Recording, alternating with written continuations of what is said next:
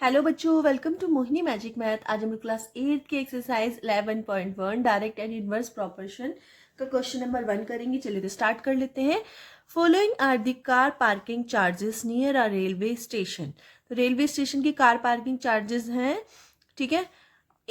अगर आप railway station पे अपनी कार को पार्क कर रहे हैं 4 आवर्स के लिए तो 60 रुपीज़ चार्ज लगता है। 8 आवर्स के लिए करें तो 100 रुपीज़, 12 आवर्स के लिए 140, 24 आवर्स के लिए 180 रुपीज़ चार्ज लगता है।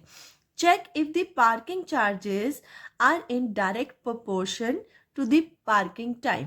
ठीक है, तो आपको ये पता करना है कि क्या ये डायरेक्ट प्रोपोर्शन में ये कार पार्किंग के चार्जेस हैं, क्योंकि नॉर्मली हम कार जैसे हम लोग कोई भी फेयर देते हैं तो पर किलोमीटर के हिसाब से देते हैं। अगर हम लोग कहीं ट्रैवल कर रहे हैं या फिर अगर कार पार्किंग है तो पर स्टार्टिंग का फर्स्ट आवर महंगा होता है, उसके बाद के आवर्स जो होते हैं वो इक्वल में डिस्ट्रीब्यूट होते हैं। ठीक है ना, तो क्या ये भी जो लिस्ट दी गई है वो मतलब अच्छे से रेट है इसका कि नहीं, तो डायरेक्ट मेथड इसमें लगा हुआ है कि नहीं लगा हुआ है, तो ये हमें देखना है। चलिए तो स्टार्ट कर लेते हैं। तो सबसे पहले हम क्या करेंगे, देखेंगे जैसे फर्स्ट वाला जो होता है इसको हम मान लेते हैं x। इस लिस्ट को हमने x माना और इस लिस्ट को हमने y मान लिया। ठीक है, अब हम इसके कैसे करेंगे कि x upon y direct proportion के अकॉर्डिंग करना है। तो हमारा ये कितना है 4 आवर्स, तो 4 आवर्स हम ऊपर लिखेंगे और 60 आवर्स नीचे लिखेंगे। ठीक है, इनका हम रेशो निकालेंगे और देखेंगे अगर सारे रेशो इक्वल आते हैं तो इसका मतलब डायरेक्ट प्रोपोर्शन का लगा है मेथड, और नहीं आते हैं तो नहीं लगा है। ठीक है, तो 4 1 जा 4 और इसको कट करेंगे तो 4 1 जा 4 और 4 5 जा 20। ठीक है, तो ये 1/15 आ रहा है इसका। ठीक है, फर्स्ट वाले का। अब मतलब R1 कर लेते हैं, R2 देख लेते हैं। R2 ठीक है, इसमें है 8 आवर्स अपॉन 100। इसको आप कट करके देख लीजिए तो 8 का हो जाएगा 4 4 और 2 से इसको करेंगे तो 50 आ जाएगा।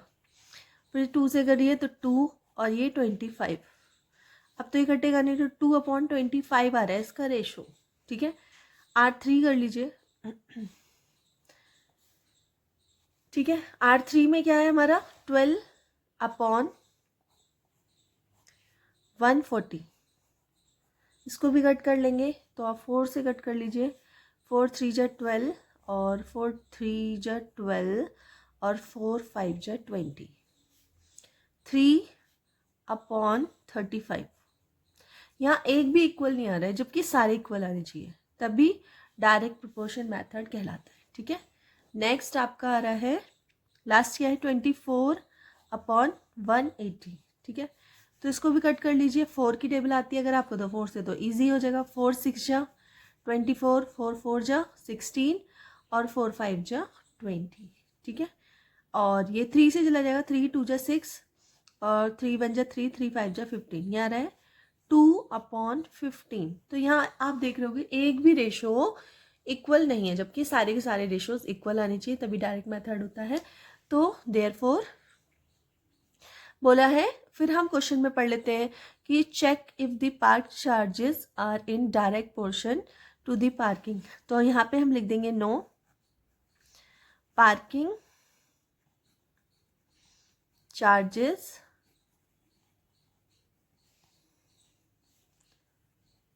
Are not in direct proportion।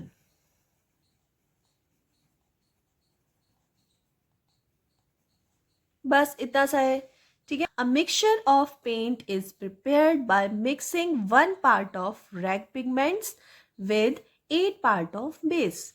In the following table find the part of base that need to be added.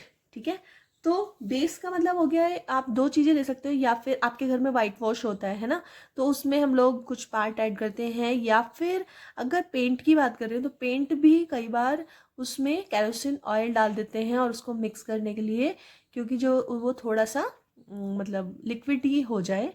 ठीक है, तो इजीली वो पेंट कर सकते हैं तो उसमें मिक्स करते हैं। ठीक है, तो इसमें ये बोला गया कि 1 पार्ट आपको दिया है पेंट का और 8 पार्ट दिया है बेस, मतलब उसमें कुछ लिक्विड मिक्स किया गया होगा मे बी, ठीक है, तो वो 8 पार्ट है, ठीक है। तो इसी के अकॉर्डिंग आपको बताना है किस मेथड से, डायरेक्ट मेथड से, क्योंकि जैसे 4 पार्ट होगा तो कितना होगा, 7 पार्ट अगर देंगे तो कितना होगा, कितना बेस डाला जाएगा, तो आपको ये निकाल के दिखाना है, ठीक है।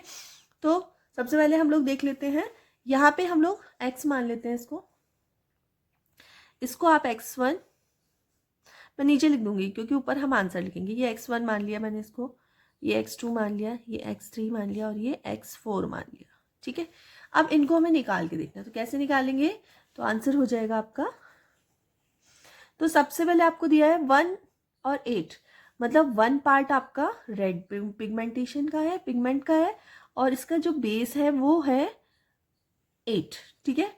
नेक्स्ट आपको इसकी सेकेंड टेबल आपको दी गई है, यहाँ पे इक्वल टू का साइन लगाएंगे और ऊपर 4 लिखेंगे और नीचे लिख देंगे x1, ठीक है। अब डायरेक्ट मेथड जो होता है इसमें क्या होता है, क्रॉस मल्टीप्लाई होती है, तो इसकी मल्टीप्लाई इससे हो जाएगी और इसकी मल्टीप्लाई इससे हो जाएगी, ठीक है। तो x1 इजकल्स टू हो जाएगा 8 × 4, मतलब 8 की मल्टीप्लाई 4 से होगी और यहाँ x1 की मल्टीप्लाई 1 से होगी, ठीक है। तो 1 इस तरह से आप मल्टीप्लाई भी कर सकते हो, तो x1 इजकल्स टू कितना हो जाएगा, 8 4 जा 32, ठीक है। तो यहाँ पे हमारा x1 आ गया 32, ठीक है, तो यहाँ पे आप 32 लिख दीजिए, 32, ठीक है। नेक्स्ट हमारा हो जाता है, यहीं पे कर लेती हूँ मैं ये वाला, फिर से आप लिखेंगे 1/8, क्योंकि जो हमें गिवन है उसको ही लेंगे आप, ठीक है, इक्वल टू 7 अपॉन ये वाला x2। इस बार हमें जो रेड पिगमेंट दी गई है वो 7 पार्ट दिया है रेड पिगमेंट का, तो उसी के अकॉर्डिंग हमें बेस डालना पड़ेगा, ठीक है। यहाँ भी आपकी क्रॉस मल्टीप्लाई हो जाएगी, ठीक है। तो 1 की मल्टीप्लाई होगी x2 से और 7 की मल्टीप्लाई हो जाएगी 8 से, तो x2 इजिकल्स टू हो जाएगा 7 × 8 कितना हो जाएगा, 7 8 जा 56, ठीक है। तो यहाँ 56 पार्ट डालना पड़ेगा बेस का, ठीक है। नेक्स्ट आपका आ जाता है 1/8 जो हमें दिया हुआ है इक्वल टू, नेक्स्ट आपका जो आपका नेक्स्ट है 12 आपको रेड पिगमेंट दिया हुआ है और आपको बेस निकाल के दिखाना है, जिसे मैंने x3 ले लिया है। क्रॉस मल्टीप्लाई कर लेते हैं, ठीक है। तो 1 की मल्टीप्लाई होगी x3 से और 12 की मल्टीप्लाई होगी 8 से, x3 इजकल्स टू कितना हो जाएगा, 12 8 जा 96, ठीक है। तो इसका मतलब यहाँ पे कितना 96 पार्ट बेस का डलेगा, ठीक है। नेक्स्ट आपका देख लेते हैं, इस बार है 1/8 और इस बार जो रेड पिगमेंट है वो 20 पार्ट है अपॉन x4, क्रॉस मल्टीप्लाई करेंगे, 1 की मल्टीप्लाई x4 से इक्वल टू 20 × 8, ठीक है, कितना हो जाएगा 160। तो इस बार जो पार्ट डला 160 पार्ट डला रेड पिगमेंट का, ठीक है। नेक्स्ट क्वेश्चन कर लेते हैं, क्वेश्चन नंबर 3 है आपका, इसमें दिया हुआ है जिस तरह क्वेश्चन नंबर 2 दिया था अभी आपको कि रेड पिगमेंट उसमें बोला गया था और बेस उसमें मिक्स किया गया था, ठीक है, मतलब बेस में रेड पिगमेंट मिक्स किया गया था, ठीक है। इसी तरह इसमें है if 1 part of a red pigment requires 75 ml of base, मतलब 1 पार्ट अगर रेड पिगमेंट है तो वो 75 ml बेस उसको रिक्वायर है, चाहिए, ठीक है। How much red pigment should we mix with 1800, या फिर आप बोल सकते हैं 1800 ml ऑफ बेस। तो 1800 अगर ml बेस है तो रेड पिगमेंट कितना लगेगा ये आपको बताना है, ठीक है। तो यहाँ पे सबसे पहले तो हमें टेबल बनानी पड़ेगी, हम टेबल बना लेते हैं। तो इसमें दे रखा है नंबर ऑफ रेड पिगमेंट, तो फर्स्ट में दे रखा है नंबर ऑफ रेड पिगमेंट कितना है 1 है, ठीक है। और 1 अगर पार्ट हम डाल रहे हैं रेड पिगमेंट का तो कितने ml हमें बेस चाहिए होगा, 75 ml हमें बेस चाहिए होगा, ठीक है। इसी तरह अगर हमारे पास बेस है 1800 ml अगर हमारे पास बेस है तो हमें कितना रेड पिगमेंट रिक्वायर होगा, तो इसको हम x मान लेंगे। तो सबसे पहले यहाँ पे लिखेंगे let red pigment part be x, ठीक है, x पार्ट है रेड पिगमेंट का, ठीक है। तो इसको अब सॉल्व करेंगे हम।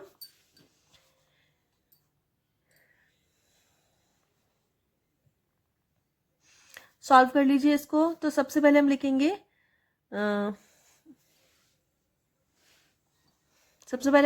इट इज डायरेक्ट पोर्शन, फिर portion,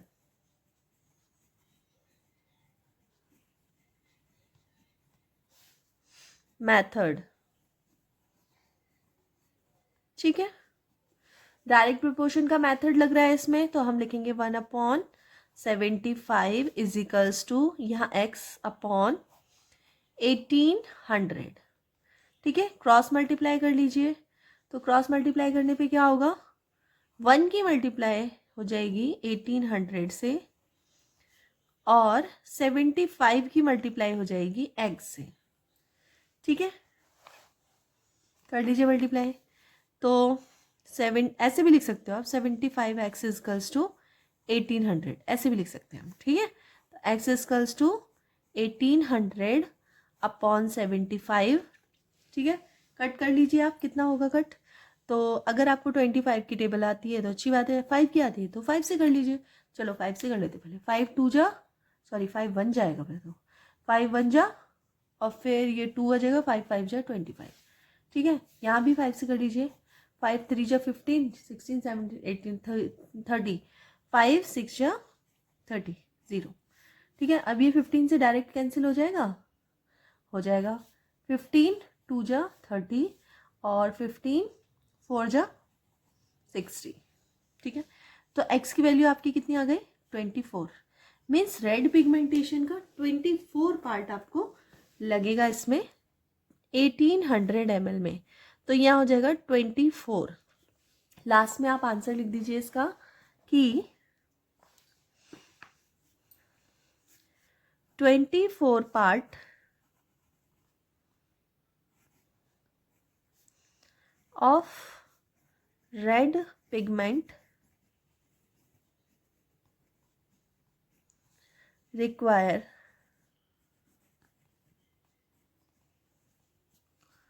in 1800 ml of base, ठीक है। इस तरह आपका क्वेश्चन नंबर 3 कंप्लीट हो चुका है। चलिए क्वेश्चन नंबर 4 कर लेते हैं। क्वेश्चन नंबर 4 एक्सरसाइज 11.1 का, अ machine in a soft drink factory fills 840 bottles in 6 hours. How many bottles will it fill in 5 hours? ठीक है। तो हमें इस तरह से टेबल बना लेनी है, क्योंकि किसी क्वेश्चन में आपको टेबल बनी हुई मिलेगी और किसी में आपको बनानी पड़ेगी, ठीक है। तो टाइम कितना लग रहा है जो हमें गिवन है पहले वो पढ़ लेते हैं। तो हमें 6 आवर्स दे रखे हैं और 840 बोटल्स हमें फिल करनी है, ठीक है। तो आवर्स कितने हैं, 6 आवर्स, और बोतल कितनी फिल होनी है, 840 बोतल फिल्ड हो जाती हैं, ठीक है। अब वो बोल रहा है how many bottles will it fill in 5 hours. तो 5 आवर्स में वो कितनी बोतल फिल करता है। तो आवर्स क्या है 5 और बोतल फिल करना है कितनी हमें नहीं पता, तो हमें इसको लेट कर लेना है कि लेट नंबर ऑफ बोतल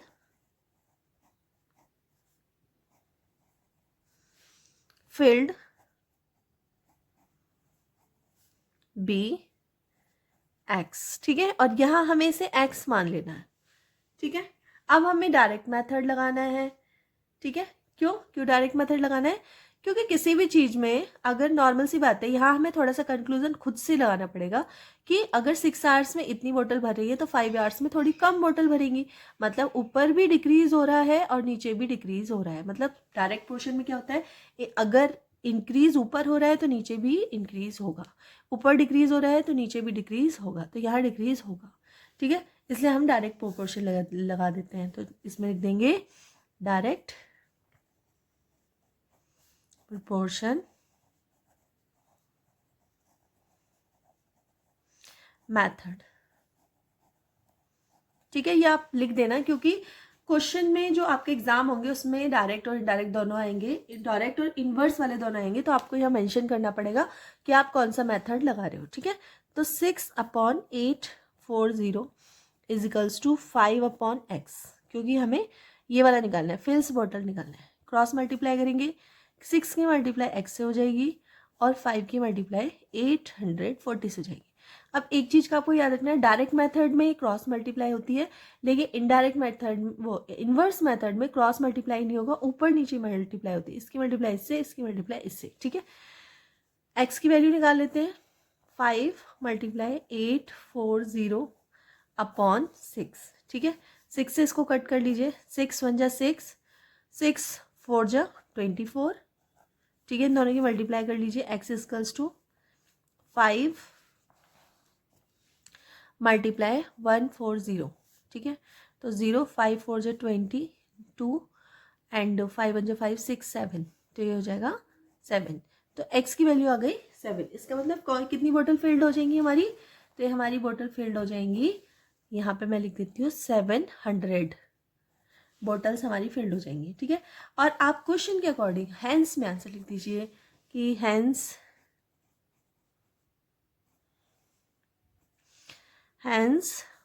700 bottle will filled in 5 hours।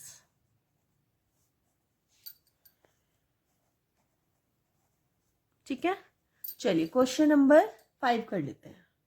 Question number 5, a photograph of a bacteria enlarged 50,000 times attains a length of 5 centimeter as shown in the diagram। इस तरह से डायग्राम है।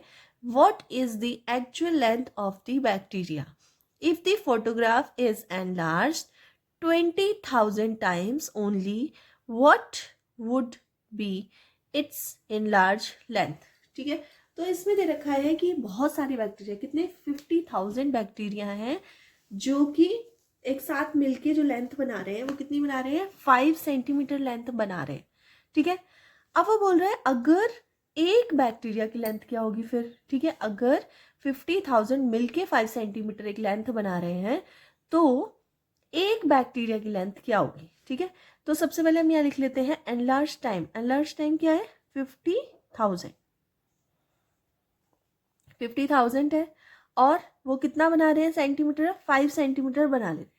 अगर मैं बात करूं सिर्फ एक बैक्टीरिया, अभी तो 50,000 बैक्टीरिया है, अगर एक बैक्टीरिया है तो वो कितनी लेंथ बनाएगा, सबसे पहले उसकी लेंथ, एक्चुअल लेंथ क्या होगी। ठीक है, और इसमें एक और क्वेश्चन ऐड कर दिया गया, अगर 20,000 बैक्टीरियाज हैं, ठीक है, तो वो कितनी लेंथ बनाएंगे, तो उसको हम मान लेते हैं y मान लिया।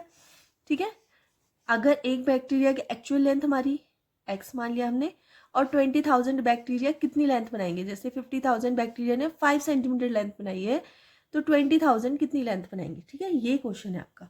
तो सबसे पहली बात तो अगर हमारे ये बैक्टीरियाज इंक्रीज होंगे तो इनकी लेंथ भी इंक्रीज होगी, और बैक्टीरिया अगर हमारे डिक्रीज होंगे तो हमारी लेंथ भी डिक्रीज होगी। तो कौन सा मेथड यूज हो रहा है, डायरेक्ट प्रोपोर्शन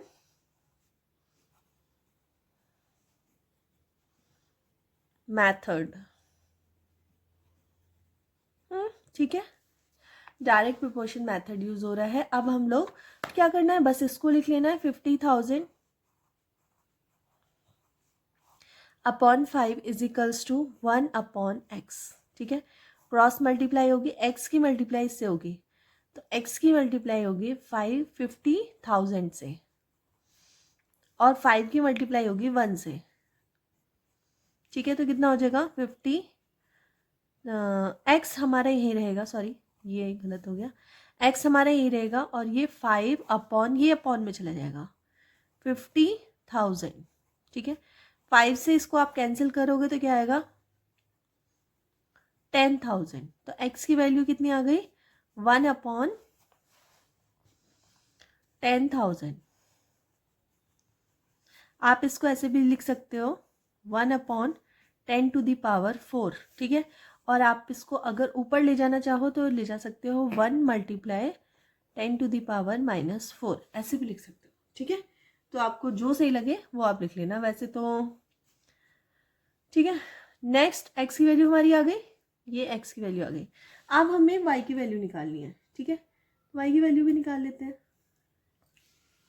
फिर से आप सेम, मैं यहीं पे कर देती हूँ y की वैल्यू के लिए भी, इसको इस तरह से मैं एक लाइन ड्रॉ कर देती हूँ। यहाँ मेरी x की वैल्यू निकल गई, इधर y की निकाल देती हूँ। Same 50,000 upon 5 is equals to 20,000 upon y, ठीक है। क्रॉस मल्टीप्लाई y की मल्टीप्लाई इससे हो जाएगी, तो y multiply 50,000 is equals to 20,000 multiply 5, ठीक है। y आपका यहीं रह जाएगा और बाकी ये डिवाइड में जाएगा। 20,000 मल्टीप्लाई 5 अपॉन 50,000, एक 4 0 से 4 0 कैंसिल, 5 से 5 cancel. y is equals to 2, मतलब 2 सेंटीमीटर लेंथ बढ़ेगी, ठीक है। तो यहाँ आप फिल कर सकते हैं इसको, देखिए यहाँ x की जगह पे आ जाएगा 10⁴ और y की जगह पे आ जाएगा क्या, 2 सेंटीमीटर, ठीक है। तो बस इतना ही करना था आपको। चलिए तो क्वेश्चन नंबर 6 कर लेते हैं। Question number 6, in a model of a ship the mast is 9 centimeter high while the mast of the actual ship is 12 meter high. If the length of the ship is 28 meter, how long is the model ship? ठीक है, तो ये इस type से एक ship होगा जिसकी जो ये मेस्ट है, ये मेस्ट, ठीक है। इसकी जो मॉडल की लेंथ है, मॉडल मतलब जो आपको बना के एक छोटा सा पेपर का या फिर आप लोग कार्डबोर्ड का बना के स्कूल में लेके जाते हैं ना कई बार, ठीक है। तो वो एक मॉडल है, तो मॉडल की जो लेंथ है वो 9 सेंटीमीटर है, ठीक है। लेकिन जो एक्चुअल जो शिप है जो पानी में चलता है उसकी लेंथ 12, मतलब जो मेस्ट की हाइट है जो वो 12 मीटर हाई है, ठीक है। और इसकी जो लेंथ है, मतलब एक्चुअल वाले की लेंथ हम ये वाली बोलेंगे इसको, ये लेंथ हो जाएगी, ठीक है। ये कितनी है, ये ऊपर से पूरा, ठीक है। ये कितनी है, ये होगी एक्चुअल वाले की 28 मीटर है एक्चुअल वाले की। लेकिन मैं अगर इसकी बात करूँ तो इसकी मुझे नहीं पता, इसकी हमें निकाल के दिखानी है। तो चलिए निकाल लेते हैं कि मॉडल की कितनी होगी, क्योंकि हमें उसके ही एक्यूरेट में बनाना है। जैसे हम मैप बनाते हैं, ग्राफ बनाते हैं ना, तो वहाँ पर एक पॉइंट ले लेते हैं कि ये इतने मीटर के इक्वल है, ठीक है। तो इस तरह से ही हम मॉडल बना रहे हैं ये वाला। तो चलिए सबसे पहले इसकी टेबल बना लेते हैं। ये देखिए इस तरह से टेबल बना लेंगे आप। जो आपका मॉडल शिप है वो सेंटीमीटर में है और जो एक्चुअल शिप है वो आपका मीटर में है, ठीक है। तो मॉडल शिप जो है वो 9 सेंटीमीटर है, क्या है इसकी हाइट, ठीक है। और जो एक्चुअल शिप है उसकी हाइट कितनी है, 12 मीटर, ठीक है। जो मॉडल शिप है उसकी लेंथ हमें नहीं पता तो हम x मान लेंगे, और जो एक्चुअल शिप है उसकी लेंथ है 28 मीटर। तो यहाँ पे लेंथ हमने मान ली है ना x, तो यहाँ पे लिख लेंगे हम लेट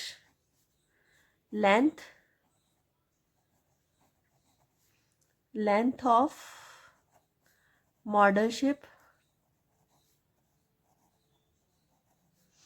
बी x, ठीक है। x मान लिया आपने। अब इसमें कौन सा मेथड लगेगा, इसमें लगेगा डायरेक्ट मेथड, ठीक है। तो यहाँ पे लिख लीजिए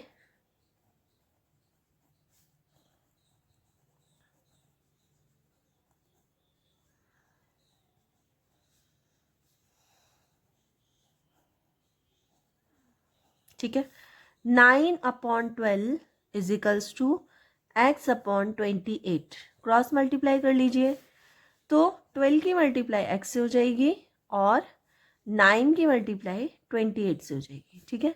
x इक्वल्स टू 9 × 28/12। 3 से चला जाएगा, 3 3 जा 9, 3 4 जा 12, 4 से इसको जाएगा 4 7 जा 28, x is equals to 3 multiply 7 is equals to 21, ठीक है। तो ये हो जाएगी 21 सेंटीमीटर, ठीक है।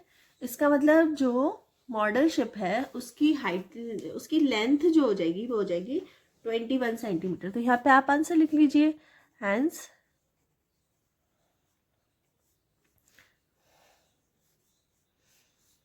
21 centimeter is the length of model ship.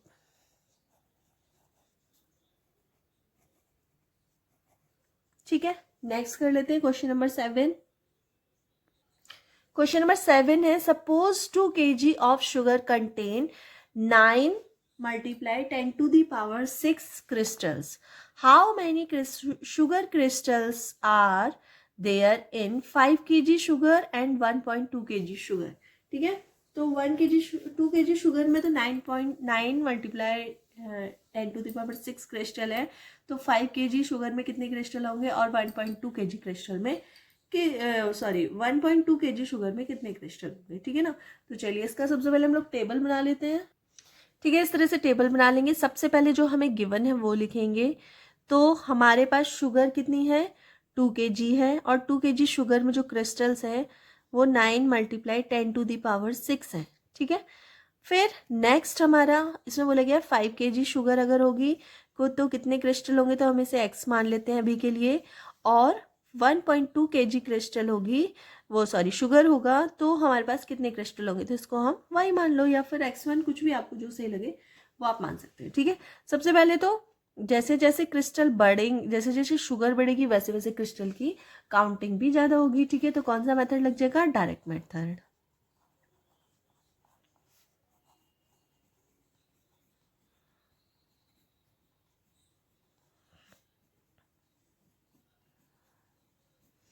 ठीक है, सबसे पहले लेंगे 2/9 multiply 10 to the power 6 equal to 5/x, ठीक है।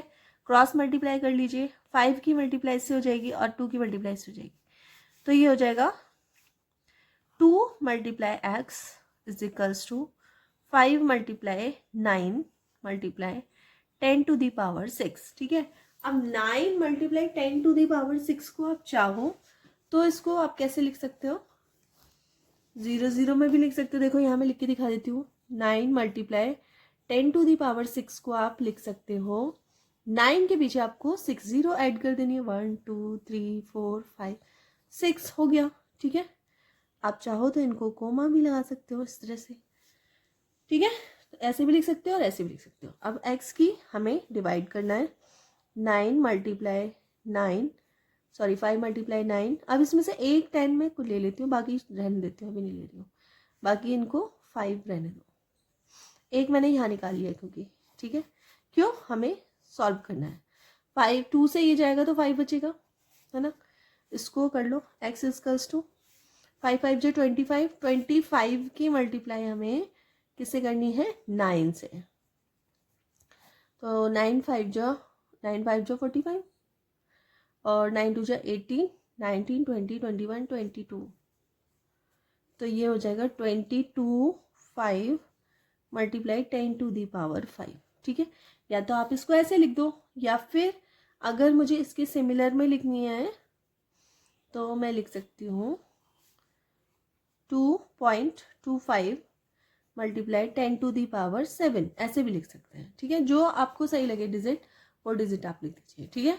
तो हमारी x की वैल्यू निकल के आ गई। अब हमें जो नेक्स्ट भी पूछा गया है कि 1.2 kg अगर शुगर है तो क्या करेंगे, तो फिर से सेम डायरेक्ट प्रोपोर्शनल का मेथड लगाएंगे, सेम डिजिट लेंगे, जो डिजिट हमें गिवन रहती है ना वही डिजिट लेते हैं। 1.2 अपॉन वाई, क्रॉस मल्टीप्लाई कर लीजिए, क्रॉस मल्टीप्लाई कर लेंगे तो 2 की मल्टीप्लाई हो जाएगी y से, ओहो दिखाई दे रहा है सॉरी, 2 की मल्टीप्लाई y से हो जाएगी, और 9 6 1.2 y is equals to 9 multiply 1.2, और ये 6 है ना, तो इसको मैं 10 कर लेती हूँ जैसे मैंने पहले किया था, मतलब इसको 2 पार्ट्स में कट कर दिया, जैसे 10 0.6 है, इसको हम लिख सकते हैं 10 मल्टीप्लाई 10⁵ मतलब एक 10 हमने ऐसे लिख दिया, ठीक है। तो मैं भी ऐसे ही लिख रही हूँ जिससे ही जल्दी सॉल्व हो जाए। 2 से डिवाइड कर रहे हैं 5, ठीक है। अब इनकी मल्टीप्लाई कर लीजिए आपस में। तो 5 9 जा 45, 45 की मल्टीप्लाई 12 से कर दो। 12 5 जा 60 और 12 4 जा 48, 49 50 51 52 53 54 54, ठीक है, हो गया। तो 54 पॉइंट लग जाएगा और 10⁵ आ जाएगा, ठीक है। क्या करेंगे इसको, आपको दिखाई दे रहा है ना, हाँ, 54 मल्टीप्लाई 10⁵ भी लिख सकते हैं आप, या फिर आप y इजिकल्स टू 5.4 मल्टीप्लाई 10⁵ भी लिख सकते हैं, ठीक है। और ये हो गया कौन से क्रिस्टल, 1.2 kg के क्रिस्टल्स हैं, ठीक है। तो x और y की वैल्यू निकल गई। आगे आप लोगों, चलिए क्वेश्चन नंबर 8 कर लेते हैं। क्वेश्चन नंबर 8 में दिया है Rashmi has a road map with a scale of 1 centimetre representing 8 kilometre. मतलब आपके पास कई बार आपने मैप देखा होगा सोशल स्टडी में, ठीक है ना, वहाँ पे रिवर्स बनी होती हैं, माउंटेन्स बने होते हैं और उनको एक सिंबल के तौर पे दिखाया जाता है कि ये सिंबल है। इसी तरह हमारे पास कई बार गूगल पे मैप आता है जिसमें रोड मैप की तरह दिया रहता है इस तरह से कि आपको पहले इतना टर्न लेना है, और उसमें जो वो स्केच दिया रहता है वो एक पर्टिकुलर सेंटीमीटर का स्केच होता है, मिलीमीटर सेंटीमीटर, ठीक है, सेंटीमीटर का एक स्केच होता है। वो स्केच आपको दिखाता है कि आप कितने किलोमीटर चल गए, ठीक है। जैसे यहाँ पे बोल रहा है कि 1 सेंटीमीटर अगर है तो वो इक्वल है 18 किलोमीटर के, ठीक है। तो बोल रहे हैं she drive on a road for 72 kilometre. अगर वो 72 किलोमीटर जाती है तो जो मैप है उसमें कितना ड्रॉ होगा, कितने सेंटीमीटर और ड्रॉ होगा, तो ये आपको दिखाना है। तो सबसे पहले हम लोग टेबल बना लेते हैं। देखिए तो इस तरह से टेबल बना लेंगे। आप मैप की डिस्टेंस देख लेते हैं तो 1 सेंटीमीटर है, और 1 सेंटीमीटर किसके इक्वल है, 18 किलोमीटर के, ठीक है। और इसी तरह अगर 72 किलोमीटर जाते हैं तो मैप की डिस्टेंस में कितने सेंटीमीटर हो जाएगा, तो हम इसको लेट कर लेंगे x, ठीक है। तो सबसे पहले हम लिख देंगे let distance cover by map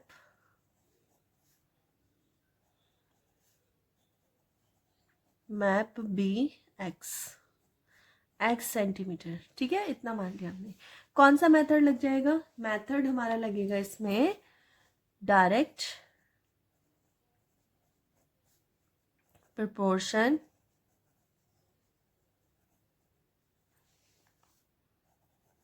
method,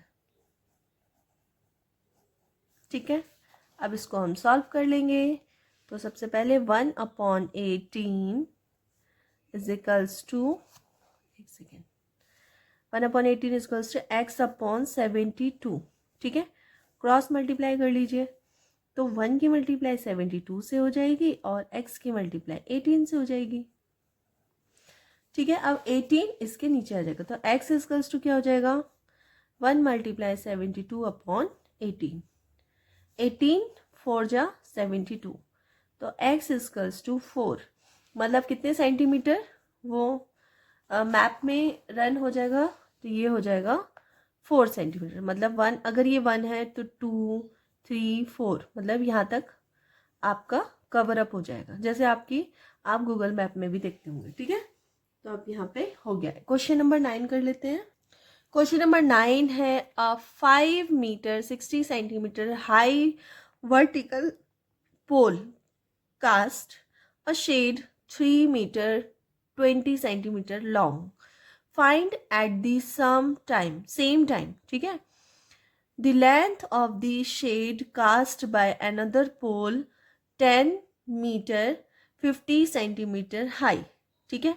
फिर the height of a pole which cast a shade 5 meter long। इसका मतलब है कि एक कोई आपके पास पोल है, इस तरह से, सीधा नहीं बन रहा एक्चुअली, हाँ ठीक है, ये एक पोल है और इसकी आपको शेड दिख रही है, ठीक है। अब ये पोल जो है, इसकी जो लेंथ है, हाइट है, वो 5 मीटर 60 सेंटीमीटर है, ठीक है। और इसकी जो शेड बन रही है वो 3 मीटर 20 सेंटीमीटर बन रही है, ठीक है। फर्स्ट हो गया। अब उसने बोला ये लेंथ आपको गिवन है, ठीक है। अब इसी को मेजर करते हुए आपको दो पोल्स की हाइट और लेंथ बतानी है, ठीक है। तो फर्स्ट पोल है जिसमें आपको क्या दिया हुआ है, इसमें आपको दे रखी है, एक सेकेंड, हाइट इसमें दे रखी है, पोल की लेंथ दे रखी है।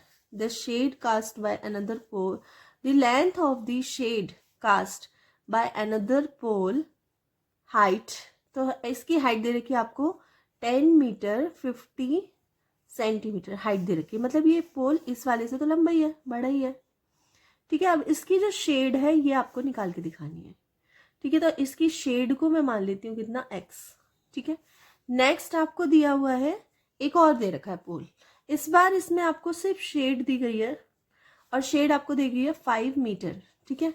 और यहाँ पे आपको जो लेंथ है पोल की, एक सेकेंड, जो पोल की लेंथ है ये आपको निकाल के दिखानी है, वो मैंने मान लिया आपकी y, ठीक है। अब ये दोनों निकाल के देख लेते हैं क्या होगा। तो सबसे पहले हमें इसकी टेबल बनानी पड़ेगी, तो पहले टेबल बना लेते हैं। तो देखिए इस तरह से आपको टेबल बना लेनी है। तो सबसे पहले जो गिवन आपका पोल है उसका देख लेते हैं। तो हाइट जो पोल की है वो है कितनी, 5 मीटर। अब यहाँ पे आपको क्या करना पड़ेगा, सबसे पहले इसको कन्वर्ट करना पड़ेगा मीटर में ओनली। यहाँ पे मैं आपको, जैसे इसमें दे रखा है 5 मीटर 60 सेंटीमीटर, तो इसको आपको मीटर में कन्वर्ट करना है। तो क्या हो जाएगा 5.60 मीटर, या फिर इसको आप ऐसे भी लिख सकते हो 5.6 मीटर, ठीक है। तो यहाँ पे मैं, और नेक्स्ट आपका दे रखा है 3 मीटर और 20 सेंटीमीटर, इस तरह से दे रखा है। तो इसको आप लिख सकते हो 3.20 मीटर, या फिर इसको लिख सकते हो 3.2 मीटर, ठीक है। तो इन दोनों को मैं यहाँ पे लिख देती हूँ। ये 5 मीटर 60 सेंटीमीटर को मैंने लिख दिया है 5.6 मीटर, और इसी तरह 3 मीटर 20 सेंटीमीटर को मैंने यहाँ पे लिख दिया है 3.2 मीटर, ठीक है। अब नेक्स्ट आपका दे रखा है, यहाँ पे आपको लेंथ दी हुई है, पोल की हाइट दी हुई है, और वो कितनी है, देखिए वो है आपकी 10 मीटर और नेक्स्ट क्या है 50 सेंटीमीटर, ठीक है। तो यहाँ आप कर देंगे 10.50 मीटर, या फिर आप इसको ऐसे लिख सकते हैं 10.5 मीटर, ठीक है। और तो यहाँ लिख दीजिए 10.5, ठीक है। नेक्स्ट आपको यहाँ पे शेड दिया हुआ है, ठीक है, एक सेकेंड, यहाँ पे आपको शेड दिया हुआ है, ठीक है। शेड कितना दे रखा है आपको 5 मीटर, तो 5 मीटर को तो डायरेक्ट ही लिख सकते हैं 5 मीटर, ठीक है। इसमें चेंज नहीं करना है। इसको मैंने x मान लिया था और इसको मैंने y मान लिया था, ठीक है। चलिए तो कर लेते हैं स्टार्ट। सबसे पहले हम लोग क्या करेंगे, कौन सा वो लगाएंगे फॉर्मूला इसमें, क्योंकि पोल की अगर हाइट ज़्यादा है तो उसकी शेड भी बड़ी होगी, पोल की हाइट कम है तो उसकी शेड भी कम होगी। मतलब कौन सा मेथड लग रहा है, डायरेक्ट मेथड। तो सबसे पहले आप यहाँ पे मेंशन कर देंगे कि डायरेक्ट प्रोपोर्शन मेथड, ठीक है। तो सबसे पहले हम फर्स्ट निकाल लेते हैं, पहले जो एक्चुअल वाला है, ठीक है। 5.6 upon 3.2 is equals to 10.5 upon x।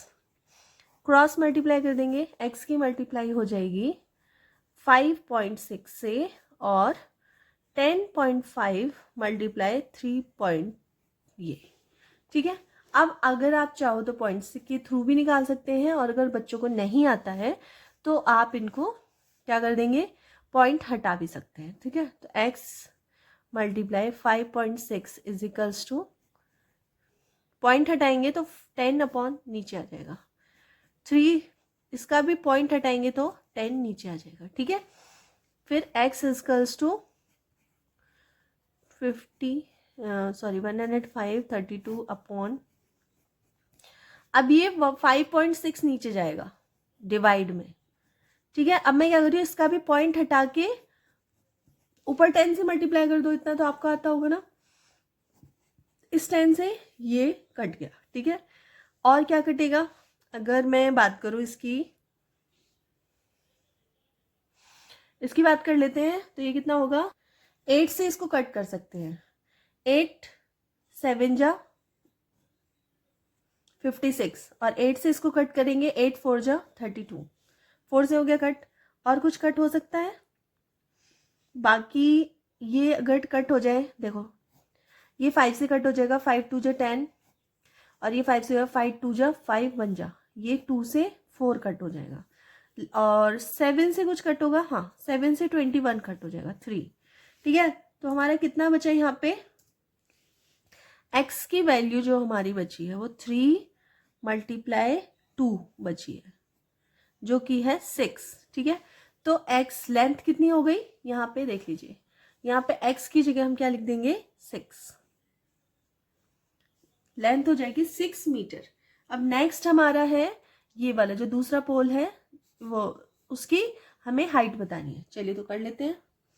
तो यहाँ पे हम लिखेंगे same 5.6 upon 3.2 is equals to y upon 5, ठीक है। क्रॉस मल्टीप्लाई कर लीजिए, तो y की मल्टीप्लाई हो जाएगी 3.2 से, और 5.6 की मल्टीप्लाई हो जाएगी 5 से, ठीक है। अब y is equals to 5.6 into 5 upon 3.2। अब हम पॉइंट से पॉइंट कैंसिल भी कर सकते हैं, क्योंकि यहाँ भी पॉइंट के बाद एक ही डिजिट है, यहाँ भी पॉइंट के बाद एक ही डिजिट है। पॉइंट से पॉइंट आप कैंसिल कर दीजिए, क्या बचा, 56 मल्टीप्लाई 5 अपॉन 32, ठीक है। अब इसको आप कट कर लीजिए, कट होगा, देख लीजिए किससे कट हो रहा है, देखिए 8 से हो रहा है, 8 4 जा 32, और 8 7 जा 56, ठीक है। तो ये हो जाएगा 35 अपॉन 4, इसको कट कर लीजिए, तो 4 8 जा 32, 32 33 34 35, 3 बचा, ठीक है। तो 8 7 जा 28, 2 बचा, 8 5 जा 4 5 जा 20, ठीक है। तो y की वैल्यू जो आ गई वो आ गई 8.75 मीटर, ठीक है। आप इसको किस में लिख सकते हैं, इसको आप लिख सकते हैं 8 मीटर 75 सेंटीमीटर। ये क्या हो गई, इसकी पोल की लेंथ हो गई, वो सॉरी हाइट हो गई। तो यहाँ पे कितनी हाइट आ जाएगी, यहाँ पे आ जाएगी 8 मीटर 75 सेंटीमीटर, ठीक है, या फिर 8.75, ठीक है। जो आपको सही लगे वो लिख देना, ठीक है। चलिए तो क्वेश्चन नंबर 9 हो गया, 10 कर लेते हैं। A loaded truck travels 14 kilometers in 25 minutes. If the speed remains the same, how far can it travel in 5 hours? ठीक है, मतलब एक ट्रक है जो 25 मिनट्स में 14 किलोमीटर चला जाता है, तो 5 आवर्स में वो कितने किलोमीटर जाएगा, ये हमें बताना है, ठीक है। चलिए तो सबसे पहले टेबल बना लेते हैं, ठीक है। तो इस तरह से हमने टेबल बना लिया, हमें क्या क्या गिवन है, डिस्टेंस हमें दी है 14 किलोमीटर, और वो जाती है 25 मिनट्स में कवर कर लेती है, ठीक है। अब नेक्स्ट आपको दे रखा है 5 आवर्स में कितना ट्रेवल करेगा वो ट्रक, ठीक है। तो सबसे पहले यहाँ पे हमें मिनट्स में आवर्स को कंप्लीट करना होगा, मतलब कन्वर्ट करना होगा।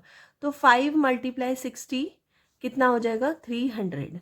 तो 300 मिनट में वो ट्रक कितना जाएगा, x किलोमीटर। तो सबसे पहले हम लेट कर लेंगे, लेट दी डिस्टेंस कवर्ड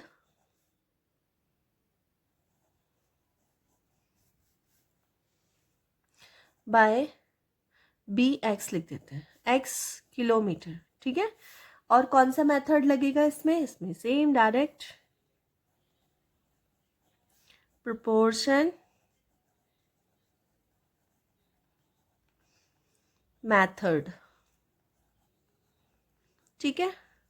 अब आप लिख लेंगे 14 upon 25 is equals to x upon 300, ठीक है। क्रॉस मल्टीप्लाई कर लीजिए, 25 की मल्टीप्लाई x से हो जाएगी, और 14 की मल्टीप्लाई 300 से हो जाएगी, ठीक है। x इक्वल्स टू 14 × 300 अपॉन 25 से इसे कट कर दीजिए। तो देखिए 25 की टेबल अगर आपको आती है तो हम डायरेक्ट कर देंगे 25 बन जाए 25, यहाँ कितना बचा 5 बचा, मतलब ये हो गया 50।